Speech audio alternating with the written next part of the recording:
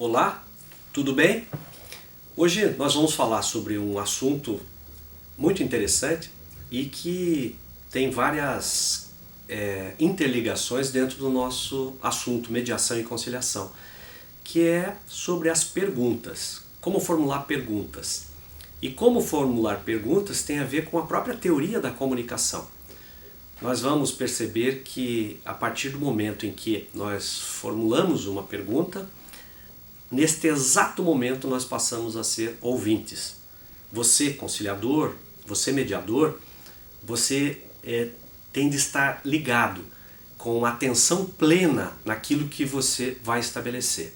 A doutrina fala sobre vários tipos de perguntas e dentro da conciliação e da mediação, muitas das técnicas, muitas das ferramentas, elas são aplicadas por meio de perguntas. Exemplo, a gente tem ao início de uma conciliação ou mediação a declaração de abertura. E existem algumas perguntas iniciais que são perguntas de aproximação. Por exemplo, num dia chuvoso, você conciliador pergunta para as pessoas se elas tiveram dificuldades de chegar até o local onde se realiza a sessão de mediação ou audiência de conciliação. Se o tempo está bonito, você faz uma pergunta de aproximação. Que dia bonito hoje, o dia hoje está bonito. É uma pergunta de aproximação. Todas essas perguntas, elas são consideradas como perguntas gerais.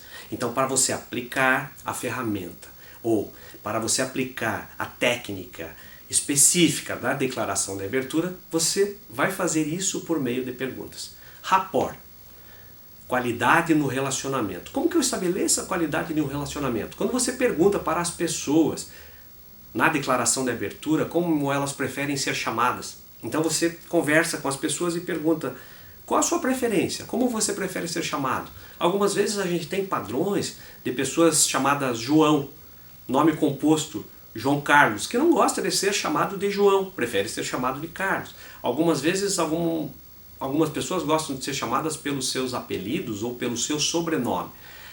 Essa aproximação é feita por meio de perguntas. Outras técnicas, como a própria inversão de papéis, quando você aplica essa técnica de inversão de papéis, você usa uma pergunta hipotética. Normalmente as perguntas hipotéticas são perguntas abertas também, mas são perguntas que você usa o e se.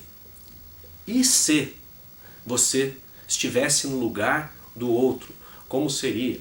Bom, o que nós estamos querendo dizer? É que formular perguntas é alguma coisa muito antiga. Se nós pegarmos há 2.500 anos atrás, nós tínhamos a figura do nosso filósofo Platão falando sobre o diálogo. Nós tínhamos Sócrates falando de uma palavra grega chamada maieu estai, que significa dar à luz. Dizem que Sócrates usava o método interrogativo o tempo todo. A mãe de Sócrates era parteira e muitas vezes essa palavra maieu estai, que deu o nome de maiêutica, significa dar à luz, parir. A mãe de Sócrates era parteira e ele costumava dizer aos seus discípulos, quando os discípulos vinham lhe trazer uma questão ou apresentar a ele um problema, ele costumava dizer aos discípulos que ele não fez nada mais do que dar à luz às ideias das próprias pessoas. Se nós pararmos para pensar um pouquinho o que é a mediação hoje, e o papel seu como mediador, nada mais é do que formular boas perguntas para que as pessoas, respondendo às perguntas que você formular, possam encontrar dentro delas próprias a luz das palavras que vão resolver esse conflito que elas trouxeram à nossa apreciação. Então perceba a importância que tem a questão da pergunta, do diálogo. Há muitos anos, portanto, nós temos essas preocupações. Sócrates era um excelente perguntador. E se você é pai, se você é mãe, você vai lembrar das perguntas abertas formuladas pelos filhos. Se você é avô, se você tem um irmãozinho pequeno, o que as crianças fazem? Por quê? Por quê? Se você diz para elas, não, você não pode fazer isso. Por que não posso fazer isso? O porquê é uma pergunta exploratória muito interessante. É uma pergunta também aberta. E nós devemos, como conciliadores, como mediadores, formular perguntas abertas. Costuma a doutrina distinguir as perguntas entre abertas e fechadas. As fechadas são aquelas em que, na verdade, você não quer uma resposta exploratória, uma resposta fundamentada, ou uma resposta que venha da pessoa.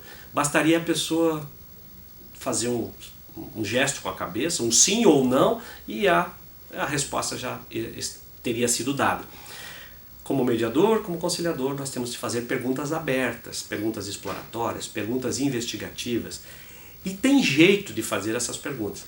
Algumas vezes, na própria distinção entre conciliador e mediador, o papel de cada um deles, muitos conciliadores, porque têm a autorização de sinalizar uma eventual possibilidade de solução para o caso, acabam dirigindo de uma maneira muito rigorosa.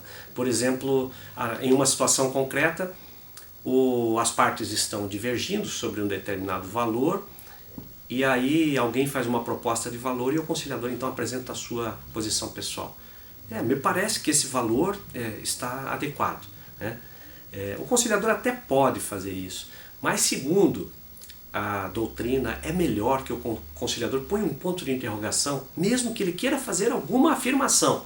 Perceba, é diferente a situação de eu dizer penso que isso tem este valor, do que eu lançar uma pergunta às partes dizendo assim, isso tem esse valor?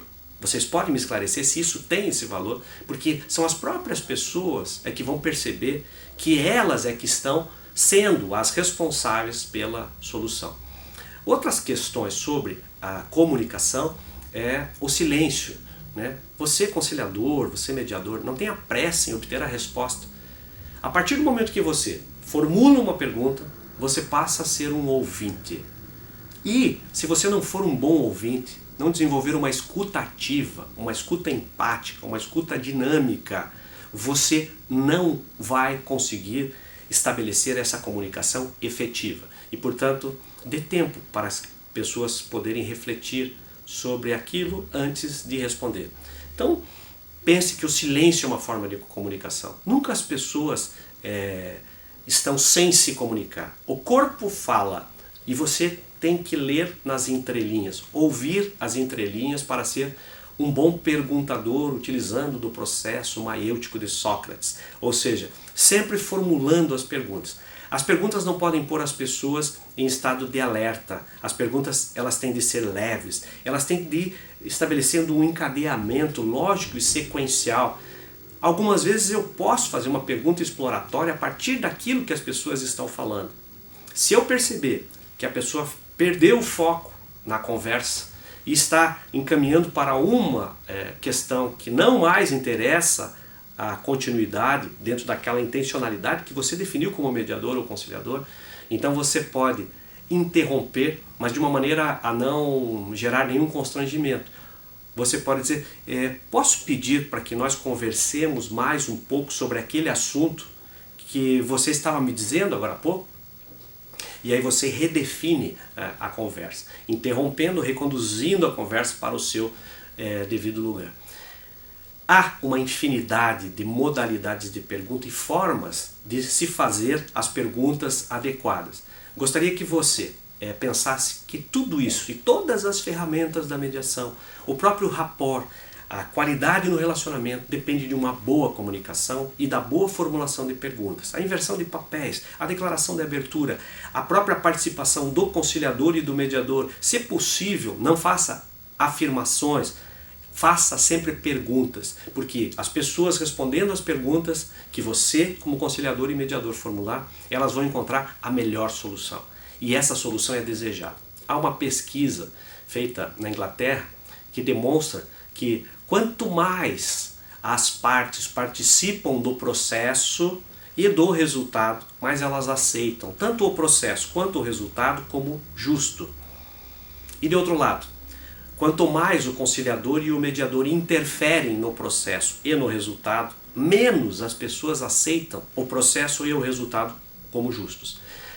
Uma das pesquisadoras é a pesquisadora chamada Deborah Rhodes, e outros pesquisadores são John W. Tibout e Lawrence Walker.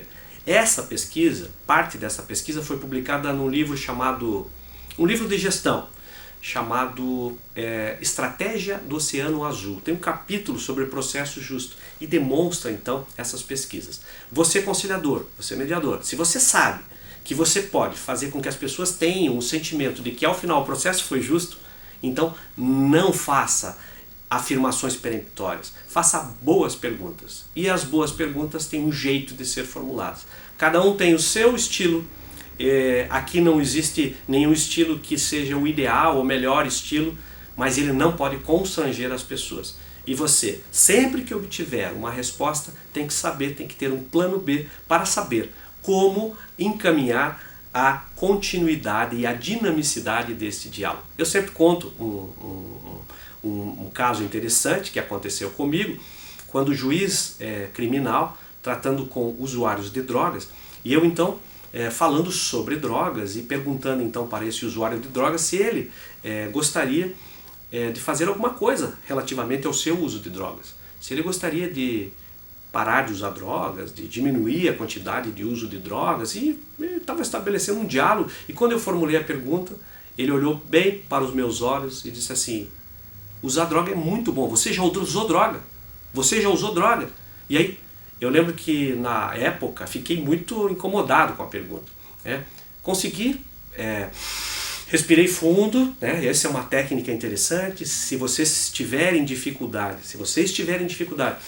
respira fundo, oxigena e procura encontrar as soluções. E aí eu disse, talvez não a mesma droga que você tenha utilizado, mas existem drogas lícitas e drogas ilícitas. Uma delas que eu costumo usar é o café, que é muito parecido com a droga que você usou, que é o crack. E aí comecei a conversar sobre o crack, voltamos e eu consegui redirecionar a conversa.